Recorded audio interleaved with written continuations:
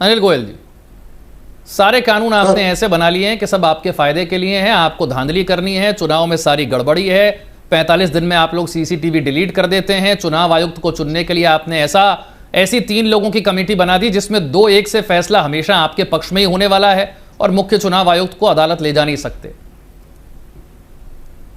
विशाल जी, मैं दोनों को सुन रहा था बड़े आराम से, लेकिन सबसे बड़ी दिक्कत क्या है कि ना तो इनके नेता ना ये ना तो पढ़ करके आते हैं ना समझ करके आते हैं और सिर्फ जो जी में आता है वो बोल देते हैं। इसी तरीके से ये देखा होगा कि जो डिबेट का मामला हो या चुनाव का मामला हो या रिजल्ट का मामला हो, ये आते हैं और बाहर पिकनिक पे चले जाते हैं। लीडर ऑफ अपोजिशन है लीडर ऑफ पिकनिक, यानी पिकनिक पे जाते हैं, पिकनिक करते हैं। इन्हें देश की समस्याओं से कोई मतलब नहीं है, इन्हें कानून के प्रावधानों से कोई मतलब नहीं है।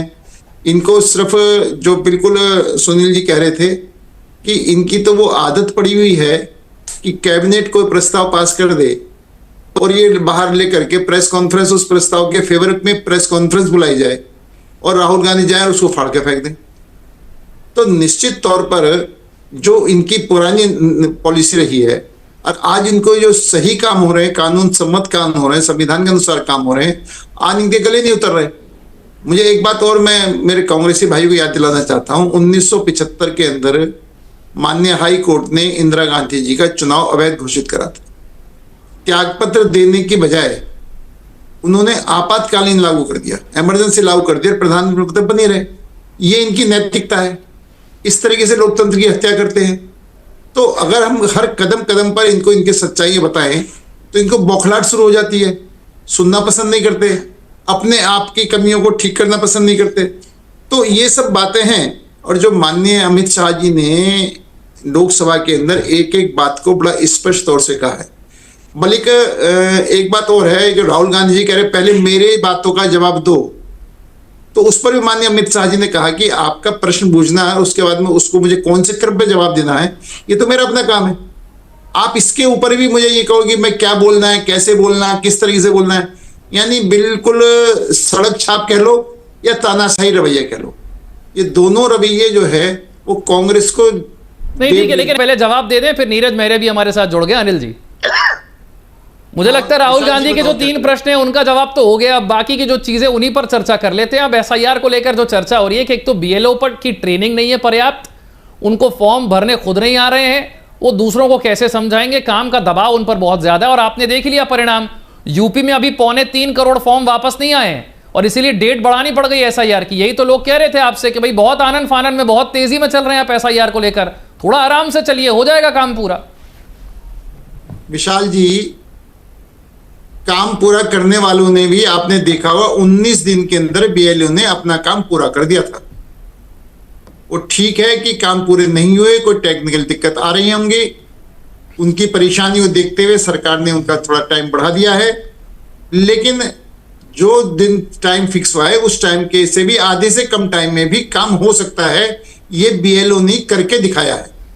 तो जब हम इस बात के लिए कहते हैं कि हम जब काम की प्रक्रिया शुरू हो रही है और उस पर हम ये देख रहे हैं कि लोग बीएलओ पर दबाव डालने की कोशिश कर रहे हैं, लोग बीएलओ पर अपनी मनमर्जी करवाना चाहते हैं, और जिस तरीके से ये मनमर्जी करती है, इसमें भी माननीय सुप्रीम कोर्ट ने इस बात को भी संज्ञान में लिया है कि आप जो बीएलओ हैं उनकी सुरक्षा की जिम्मेदारी भी सरकार की है और निश्चित तौर पर किसी भी किस्म का प्रेशर उन पर नहीं होना चाहिए, कोई धमकाने की प्रक्रिया नहीं होनी चाहिए।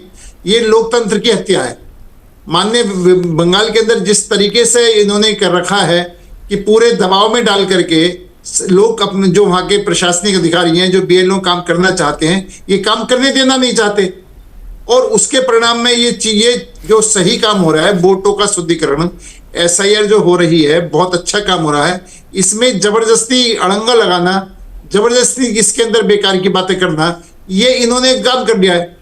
मैं ये बात नहीं समझ रहा, ये भाई इतनी बेतुकी बात कर रहे हैं, वोटों का शुद्धिकरण क्यों नहीं होना चाहिए? क्या जो व्यक्ति मर गया है उसका वोट नहीं कटना चाहिए? जिस व्यक्ति का ट्रांसफर हो गया उसका वोट नहीं वहां से एक ही जगह नहीं होना चाहिए? क्या बांग्लादेशियों के, रोहिंग्यों के वोट होने चाहिए? जो विदेशी उनके वोट होने चाहिए? और ये एक बात का और जवाब दे दें, बड़ा हास्यास्पद मामला है कि सोनिया गांधी जी ने भारत की नागरिक नहीं बनी, उससे पहले भारत की वोटर बन गई। ये धांधलेबाजी। अरे अनिल गोयल जी, तो बहुत सारी बड़ी संख्या में दर्शक नीरज देख नीरज रहे जी हैं। ने बहुत सारे सवाल आपसे पूछ लिए। अनिल जी, आवाज मिल रही है जी। आपको? अनिल हेलो, अनिल अनिल जी, मैं अनिल। नीरज जी से एक सवाल पूछ रहा हूँ। एक सेकंड बस, एक बार अनिल जी अपनी बात रख लें, फिर आपके पास आ रहा हूँ। ठीक। नहीं, मैं एक बात, मेरे भाई कह रहे हैं कि बीजेपी के कहने से डेट बढ़ा दी। आप ये बात नहीं सर, डेट बढ़ा दी तो क्यों, बीजेपी कहने से बढ़ा दी, नहीं बढ़ाई तो क्यों नहीं बढ़ाई? ये मतलब इधर को इधर खाई इस तरह काम करते हैं कि इनको बीजेपी कुछ करे तो भी बुरा, ना करे तो भी बुरा। और बड़ा स्पष्ट है, चुनाव आयोग जो है, मैंने ये नहीं कहा, मैंने कहा कि विपक्ष लगातार मांग कर रहा था, चुनाव आयोग भारतीय जनता पार्टी किसी राजनीतिक दल की बात मानने के लिए बाध्य नहीं है। मैंने ये नहीं कहा कि अकेले चुनाव बीजेपी आयोग ने को बढ़ाई कोई भी राजनीतिक दल निर्देश नहीं दे सकता। चुनाव आयोग को कोई भी राजनीतिक दल निर्देश नहीं दे सकता। चुनाव आयोग किसी भी राजनीतिक दल की बात मानने के लिए बाध्य नहीं है। हाँ, राजनीतिक पार्टियां चुनाव आयोग को अपना सुझाव जरूर दे सकती है कि मेरा ये सुझाव है, मानना या ना मानना चुनाव आयोग का काम है। और चुनाव आयोग निष्पक्ष संस्था है, वो निष्पक्ष काम करती है, वो किसी के पक्ष में काम नहीं करती। आपने जो अपने टाइम में जो अंधेरगर्दी करी है, आपने अपने टाइम में जो बिल्कुल अपना गुलाम बना करके सारी संस्थाओं को रखा है, वो चीज आपको इस टाइम याद आ रही है और आपको तड़फड़ाहट है। आपने जो करा वही आपको दिखाई दे रहा, हम भी ये कर रहे हैं। हम निश्चित तौर पर चुनाव का भी, आयोग का भी सम्मान करते हैं, माननीय सुप्रीम कोर्ट का भी सम्मान करते हैं, सारी संस्थाओं का भी सम्मान करते हैं, चाहे वो कोई भी संस्था क्यों ना हो। और इसके अंदर आप निश्चित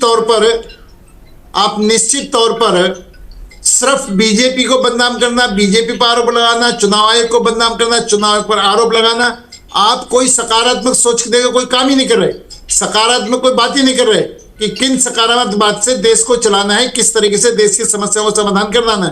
एक बहुत अच्छा काम हो रहा है वोटों का शुद्धिकरण, और आप ये देख रहे हो इसका परिणाम भी सामने आ रहे हैं। जो बांग्लादेशी हैं वो बांग्लादेश को भागने की तैयारी कर रहे हैं। और अभी ये जो लोग हैं, निश्चित तौर पर जिस तरीके से माननीय मोदी जी ने, योगी जी ने प्रोग्राम करा है कि जो नहीं होंगे वो सेंटर में जाएंगे और वहां से सीधे उसी देश में भेजे जाएंगे जाने वाली है। इन्होंने तो आप एक गैंग भी चला रखी है कि जहां पर ऐसा ये हो रही है उठाकर दूसरी स्टेट में भेज दो, फिर वहां पर ऐसा उठाकर दूसरी स्टेट भेज दो। ये एक सुनियोजित तरीके से काम चल रहा है, देश को तोड़ने का, देश को बर्बाद करने का। ये सबको इस विषय पर सोच करके गंभीरता पूर्वक विचार करना चाहिए और एसआईआर का पूरा समर्थन करना चाहिए। और वोटों का शुद्धिकरण ये देश के हित के अंदर है, आप इसको किसी राजनीतिक दल के हित के रूप में मत देखो। और वोट किसी का अपना नहीं होता है, वोटर स्वतंत्र है, जिसको जहां वोट डालना वो डालेगा। उस समय परिस्थिति के अनुसार कौन सी पार्टी उसे पसंद आएगी, कौन सा कैंडिडेट उसे पसंद आएगा। कोई वोट किसी का गुलाम नहीं है। आप इस तरह से कह करके ये बीजेपी की वोट है, ये कांग्रेस की वोट है, आप वोटों की आप कम से कम भारत के नागरिकों के जो उनका वोट देने का अधिकार है उस पर प्रश्न मत लगाओ, उन पर शंका किसी किस्म की मत करो। तो मेरा बड़ा स्पष्ट कहना है कि इनके पास ना कोई नीति है, ना कोई नियत है, और ना कोई काम करने का तरीका है, ना इनका होमवर्क है, ना ये पढ़ करके आते हैं, तो और सिर्फ बैठ करके जो मर्जी बात करते हैं। और जहां जवाब का सवाल है, प्रेस कॉन्फ्रेंस का जवाब तो प्रेस कॉन्फ्रेंस में ही दिया जाएगा, संसद में नहीं दिया जाएगा। ठीक ठीक संसद के जवाब संसद में दिए जाएंगे, अल्ट्रा साहब, प्रेस कॉन्फ्रेंस देखो एक